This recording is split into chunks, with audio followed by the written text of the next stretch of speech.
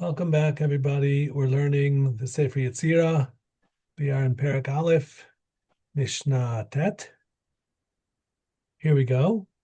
Eser Sfirois Belima. Achas Ruach Elokim Chayim Baruch Umevayrach Shmoi Shel Chay Olamim Kol V'Ruach V'Dibur V'Zehu Ruach HaKodesh. This one is pretty abstruse, pretty difficult to parse. Let's take a look piece by piece. Eser Sfiros Belima, we've started many of the Mishnayos with those words. The 10 spheres of nothingness, of which we Belom Picha, the previous Mishnah taught us to put a bridle on our mouths, put the brakes on talking too much about their essence, and yet we are trying to understand something about their influence, their interaction. So the 10 spheros. But then we go back to the number one. One, Achas Ruach Elokim Chayim. So we'll have to talk about Ruach, okay, and the Mishnah also ends with Ruach HaKodesh. So I'll start and say a little bit about Ruach, that Ruach is a fascinating Hebrew word because it's also the wind, right? The wind blows, Yesh Ruchot Azot, there are strong winds. It's also the directions, Ruchot Haaretz. It's also, though, of course, the spirit. And we know that the neshama has many names in Lashon Kodesh. Midrash Rabbah tells us 5 of them. And so the paradigm that we use, going from the bottom to the top, will start with the nefesh, then the ruach, the neshama, the chaya, and yechida. So the ruach, and because the chaya and the yechida are sometimes called the neshama of the neshama, okay, they're very, very high. They're mostly divine. Whereas if we're talking about the interface between our soul, our spirituality, and our body, so mostly it's nefesh, ruach, and neshama. Even our neshama mostly hovers over us. The ruach is associated with the respiratory system, with breathing. And then the nefesh, the Torah says, Hadam hu nefesh. So our blood, our animal urges are like a housing for the nefesh. There's even such a thing called the nefesh habahamis, the animal soul, which is a soul that wants to eat and procreate and do very sort of animalistic things. So that's the nefesh. The neshama, on the other hand, is very, very holy. The neshama is like neshima, like a breath, and is associated with machshava, with thought, whereas nefesh is associated with deed, with action. Ruach is associated with speech. But here I wanted to mention the ruach as the synthesis, as the go-between between the neshama and the nefesh. The neshama and the nefesh are like a bad shidduch. The neshama is very holy. And the Mesilas Yesharim speaks about the Bas Melech with the Kafri. A princess marries a villager, a very simple person. He's very earthy. And so they're both unhappy with their marriage. What she wants, he doesn't want, and what he wants, she doesn't want. So our holy neshama wants, Torah mitzvahs, dveikus belokim, and the nefesh wants to eat meat and drink wine and enjoy, physical pleasures. And that is the human situation. That's really the mafli lasois, the wonder of human life, and all the systems running in our body that are keeping our soul connected to our body. It's truly wondrous. And in terms of our spirituality, our nefesh is dominated by our body, and our neshama is dominated by holy thoughts. Really, it's sourced in the heavens. It's like chelek melokami mal. It's part of God. It is the job of the ruach to work it out, to broker a solution, to synthesize between these opposite and diverse vantage points that the neshama is coming with its desires and the nefesh with its, and we gotta work it out in this world. And so the ruach is like our persona. It's like the human aspect of us because our nefesh is almost like an animal, right? We share so much in common with the animals in terms of eating and working and bathroom stuff and procreation stuff. Animals do all that too. And we do that. And the urges are pretty much the same. Our neshama is like a malach. It's like an angel that's divorced from worldly cares and wants to cling to its creator. So our neshama is really high and holy. And it's stuck with this behemoth of a nefesh, and they're married. And so I'll say the Ruach is the marriage counselor. The Ruach is stuck in the middle here, trying to make peace and to connect the neshama and the nefesh, and it's happening like in the ruach, on the level of ruach. And so ruach is the wind, it's the direction, it's the spirit, it's the movement, it's dynamic.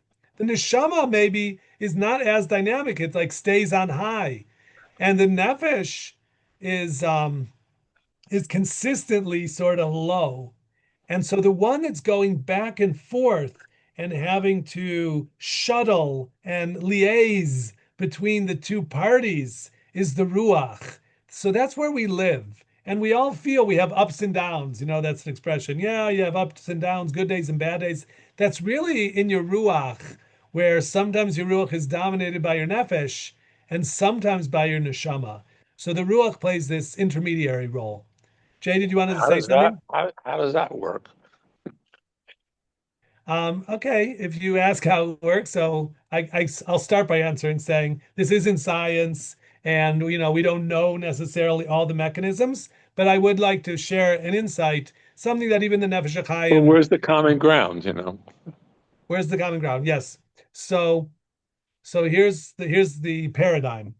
The paradigm is that these five parts of the soul that we said, the nefesh, ruach, neshama, chay, and yechida, the Mekubalim call them narnachi or naran. Naran is nefesh, ruach, neshama, and with the chay and yechida, it's narnachi. Okay, and so these five levels, though, are are major levels. Okay, they're like gross levels, but within each one of them, it contains all five of them.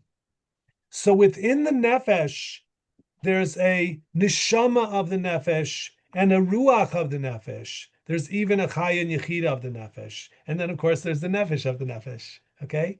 And the same thing is true of the ruach. It has all five parts of the narnechi. And the same thing is true of the neshama. So there's something called the nefesh of the neshama, which we could think of as aspects or levels. And for sure, the Arizal, talks about this, and he has it's like ad infinitum, that there's you know levels within levels within levels of these intertwined spiritual realities.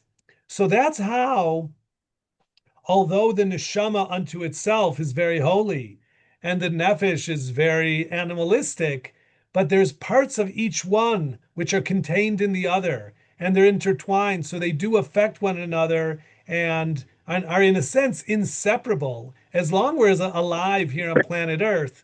So our neshama, our ruach, our nefesh are all bound together, b'tzura chaim, in the bond of life.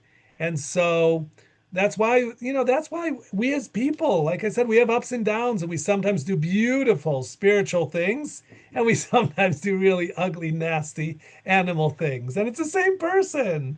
But we all, I think we all can sort of admit that we have parts of us. If you get me really angry, or if I would get really lustful, or certain things where my Yetzira, I would behave like an animal.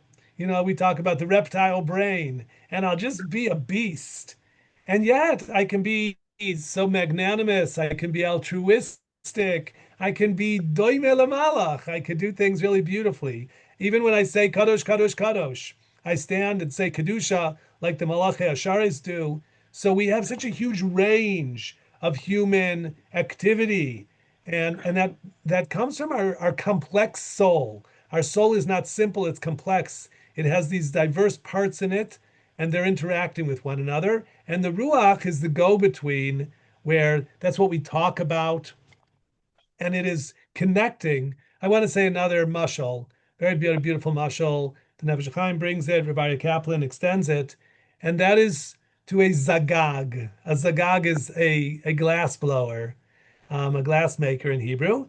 And I was, as a kid, they took us to like some place where they dressed up and showed us how life was like. Maybe it was like in Williamsburg or something, but even in Ohio, there was places like this. And one of the things they would show you were the craftsmen and the tradespeople of 150 or 200 years ago. And so you could see a glass blower. And I think even at Cedar Point, they have a glass blower.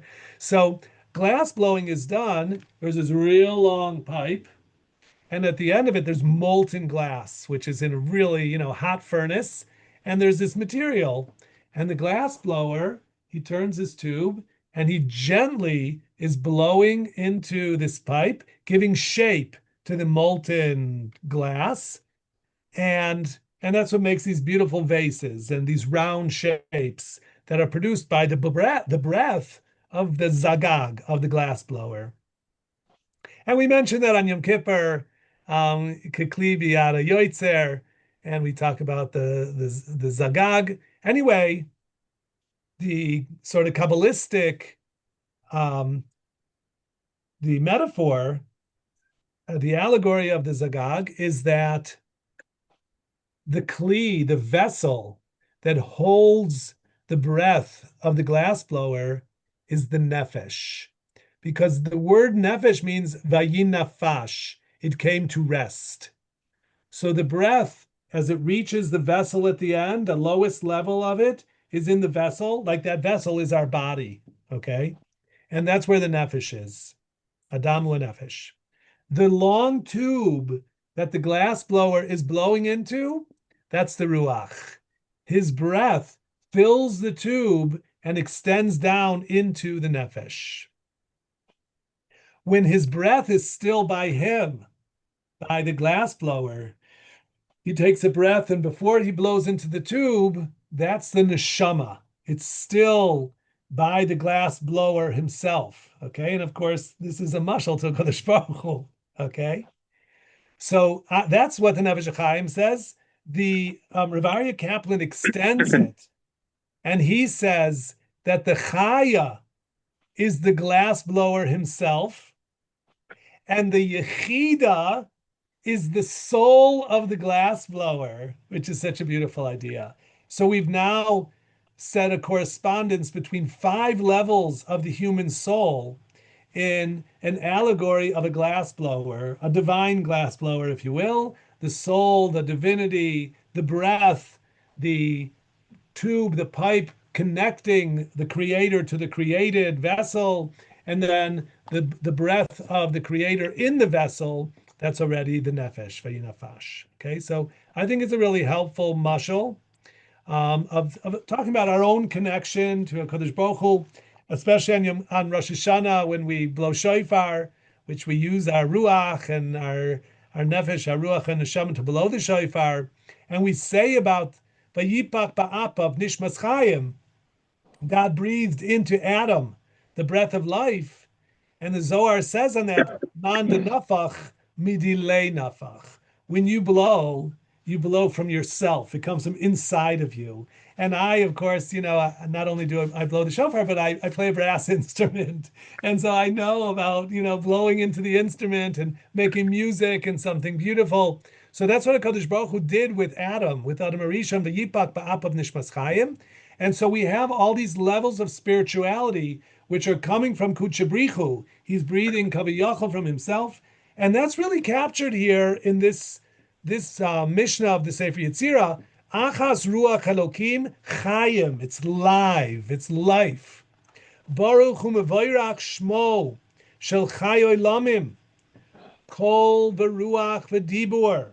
There's voice, there's Ruach, and there's Dibur. Dibur is specific. Kol is it's just it's just voice. And Dibur is specific, enunciation.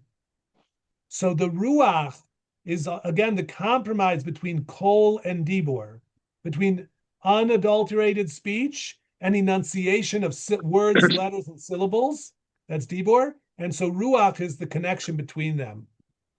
And ultimately, Zel Ruach HaKodesh, okay? Ruach HaKodesh, what animates the Nevi'im, and when a Kodesh Baruch Hu interacts with a human being and gives them Ruach HaKodesh. Rashi says that Chochma, Bina, Vidas, Das is Ruach HaKodesh. So again, it's the synthesis of putting things together, what you know and your ability to reason and understand and deduce things and extrapolate things, and you put it together and you apply it and you come to a conclusion. That's Ruach HaKodesh.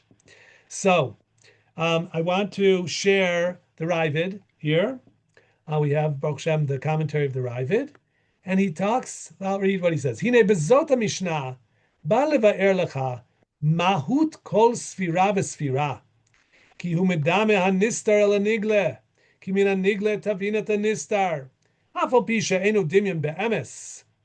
You can't truly, know the spheros from what is revealed, but we can learn something about it. Al fal pi she'enu dimyon be'emes v'lo tomer shebespheros bilvad katzra lashon ledaber elo fila beguf adam v'achai katzra kol lashon lechanos lektzas chalakav ruchaniim shem amiti asher yituar bo al amitaso v'amashal bazeh. Okay, what I want to share is the following idea.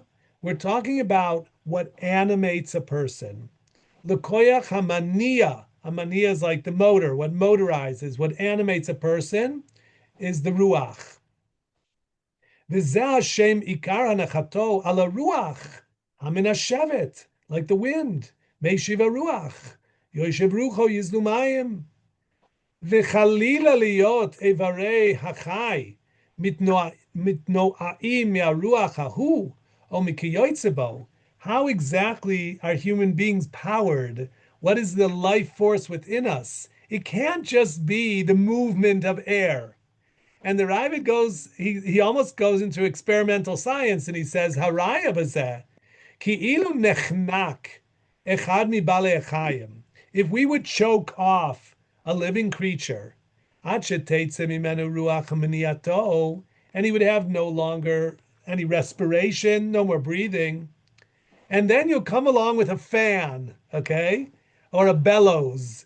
Ve'ilu achar kein navi kol minei mapuchim v'nimalehu b'neficha miruach yesodi hanishav mi'avir. Does anybody think that using a bellows or a fan, you could bring somebody back to life by putting some wind on them? Of course not. Well, it depends.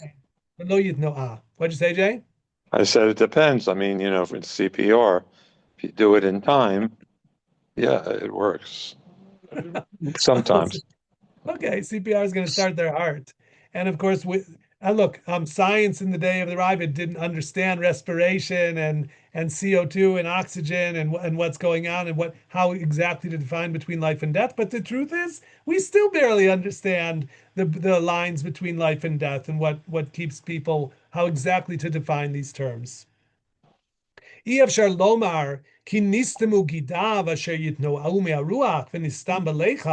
you can't say that all the pipes are jammed, and that's the problem. Sharei lo balo shinui, velo milui, velo satum, rak yitziat haruach bilvad. All we see is that a person stops breathing and he's dead. And we don't see that there's something, occlusion of arteries or veins or respiratory pathways. We just see that his heart is stopped and he's not breathing. Va'af lefi divrei haroifim, ha'oimrim ki ruach hanafshi, ratzaloim asher bo yitno ea hachai, hu hahevel, ha'oila min adam. It's some sort of steam or heat coming from the blood. Asher belev v'hine anechnak o mi shesasmu epiv asher lo yuchal yisnafesh ma kara ledam alev asher lo yinafesh v'lo yaleh mimenu hevel. Aval al derech ha'emes ein ruach hakayim mikol elu hativeim. It's not a natural thing. Where does the life spirit come from? The answer is Hi ruach nishpat melokim chayim. It comes from the living God. Ki mimenu totzaot chayim lekol chay. HaKadosh Baruch Hu is mechayim mesim. Essentially, even we living beings are mesim. That HaKadosh Baruch Hu is mechayim mesim constantly. Lefichak nikra chay oilamim. HaKadosh Baruch Hu is called the life of all the worlds. Ki ein chius lo elamois lo mina yesodot v'lo mezulatam. Life does not come from anywhere else. No other force, not the the elements. Rak mi Hashem levado yitbarach.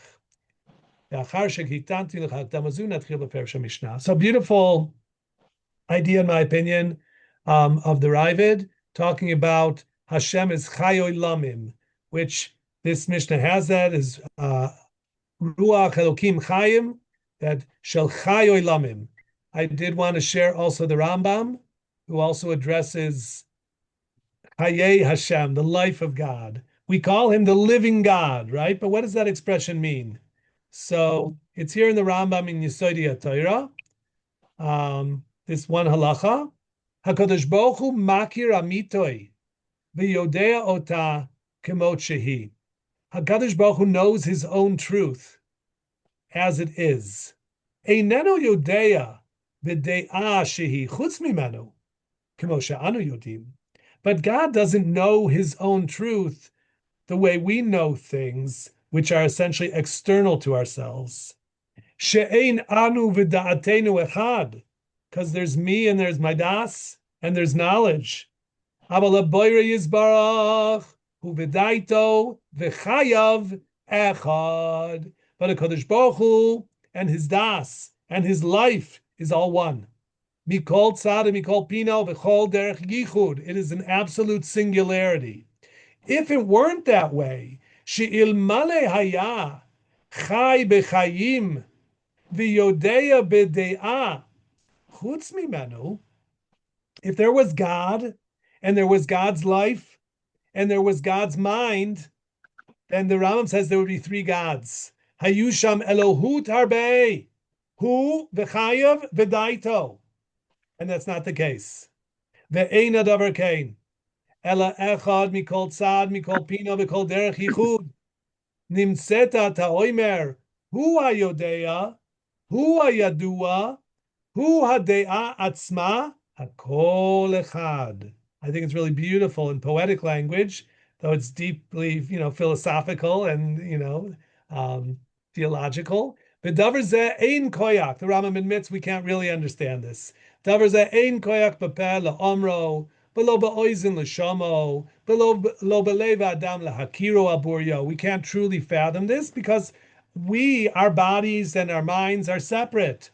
Lefichach oimer, but he concludes now talking about Hashem and Chayoy Lamim.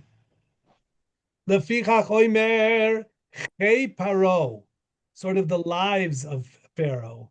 Chei nafshecha. Ve'ein oimer chei Hashem, ela chai Hashem. There's a singularity when we speak about the living God. She'eina boire v'chayav shnayim, kemo chayei hagufim achayim, o kechayei hamalachim, not even like living angels. Lefichach eino makir habruim v'yoida machmas habruim. God does not know his creations because as external creations, the way we do, kemo she'anu yodim otam, God knows them machmas atzmo yidaem. Okay, that's a fascinating and very, very powerful idea. That God, there's really nothing outside of God. And so God knows everything as he knows himself because he's, there's nothing else. So you have to be careful there with pantheism and not saying that everything is God. But we have this statement of Ein od milvado kipshuto mamish. So the Rambam's talking about God's knowledge of everything is an internal knowledge, not an external knowledge. It is not like the way we know things by learning them or reasoning them. Like if you close your eyes, you still know yourself, whatever yourself is. And so one knows oneself. And that's how Kaviyachol, God knows everything of knowing himself. Lefichach, Well, Shehu Yodea Atzmo, Yodea Hakol, Shahakol Nismach Lo Behavayato. Everything is supported, its existence is supported through the one true existence of God. So if we say that everything essentially is Hashem, but at the same time we say Hashem has no form, how Right. could that be? Okay, that is a conundrum, a philosophical challenge. But both those things. We say that Hakadosh Baruch Hu is misavev ol almin, and he is mimale kol almin, right? So different aspects, and these are philosophical challenges for the Kabbalah and for Jewish philosophers who are not Kabbalists. But you have to think about these things. So I'm not going to tell you, oh, it's obvious. Here's a simple answer. It's not so simple. It's complex. I want to finish with one last idea here in the text, and that is this description of God as Achas Ruach Elokim Chaim Baruch Umevoirach. Very strong lashon, Baruch Umevoirach. So Rabbi Kaplan talks a little bit about the difference, even grammatically, between Baruch Umevoirach, because both of them sort of mean blessed. But Baruch could be from himself. And Mevoirach sounds like others are blessing him, okay? Like his interaction with creation, that he created.